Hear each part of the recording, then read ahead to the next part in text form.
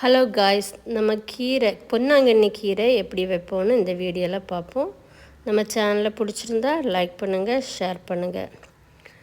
இது தன்னால் எங்கள் வீட்டில் வளர்ந்த கீரை, தென்னை மூட்டில் ஃப்ரெஷ்ஷான கீரை, ஒரு மருந்து ஒன்றும் அடிக்கலை. அப்படி நல்லா ஃப்ரெஷ்ஷான கீரை, மணத்தக்காளி கீரை. இது நமக்கு குடல் புண்ணுக்கு ரொம்ப நல்லது. வாரத்தில் 3 முறை இந்த கீரை எடுத்தோம்னா நமக்கு குடல் புண்ணு எங்கே போயிட்டுன்னு தெரியாது, அப்படி பறந்து போயிடும். அதில் சின்ன சின்ன தக்காளி மாதிரி ஒன்று காய்ச்சி நிற்கும். அதை நம்ம சாப்பிட்லாம், இல்லாட்டி கூட்டு கூட அரிஞ்சு கூட போடலாம். இவ்வளவும் கிடச்சிருக்கு. ஒரே ஒரு மூட்டில் உள்ள கீரை தான் இது. இதை நம்ம சின்ன பிள்ளைங்க கூட எப்படி சாப்பிட்லான்னு தான், எப்படி வச்சு கொடுத்தா சாப்பிடுவாங்க அப்படின்னு தான் இந்த வீடியோவில் நான் சொல்ல போகிறேன். இந்த கீரையெல்லாம் முதல்ல நம்ம இந்த இலையெல்லாம் முதல்ல நல்லா அடைத்து எடுத்துட்டு ஒரு 2-3 தண்ணியில் கழுகணும். இல்லாட்டி அதில் சின்ன சின்ன கல்லுகள் இருக்கும்.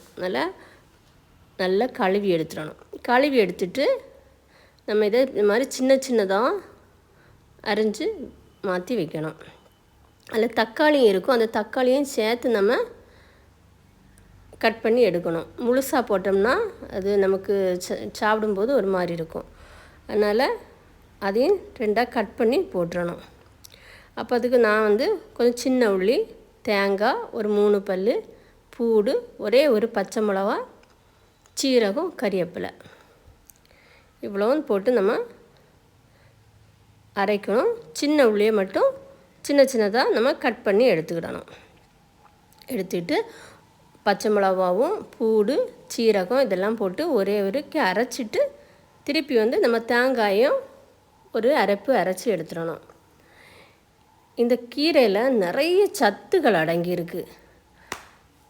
நம்ம கீரையிலே சாதா எல்லா கீரையும் நம்ம சாப்பிடணும். ஆனால் இதுவும் நல்ல ஒரு கீரை, குடல் புண்ணை ஆற்றக்கூடிய கீரை. இதில் விட்டமின் சி, கண் பார்வைக்கு ரொம்ப நல்லது. அதனால் இந்த கீரையெல்லாம் அடிக்கடி நம்ம வாங்கி சாப்பிடணும். ஏன்னா நம்ம ஒரு கடாயில் கொஞ்சம் எண்ணெயை ஊற்றிட்டு கடுகு போட்டினோன்னா நம்ம சின்ன உள்ளியும் போட்டு ஒரு வத்தல், கறிவேப்பிலையும் போட்டு நல்லா சின்ன உள்ளியும் போட்டு நல்லா கிண்டி, கொஞ்சம் முதல்ல சின்ன உள்ளியை போட்டு நல்லா கிண்டி எடுக்கணும்.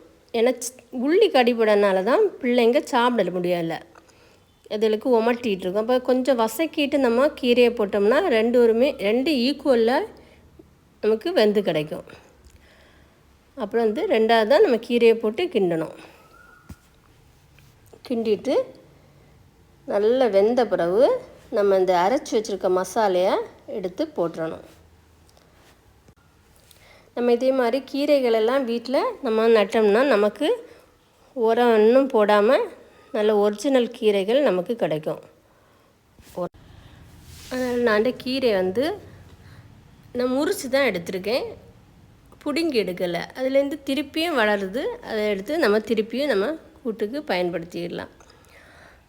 அப்புறம் நம்ம இதை போட்டு எல்லாம் இந்த அரைச்சி வச்சுருக்க மசாலா எல்லாம் போட்டு நம்ம கிண்டி எடுத்துடணும். கிண்டி எடுத்துட்டு பிள்ளைங்களுக்கு பிடிக்காது இப்படியே கொடுத்தா.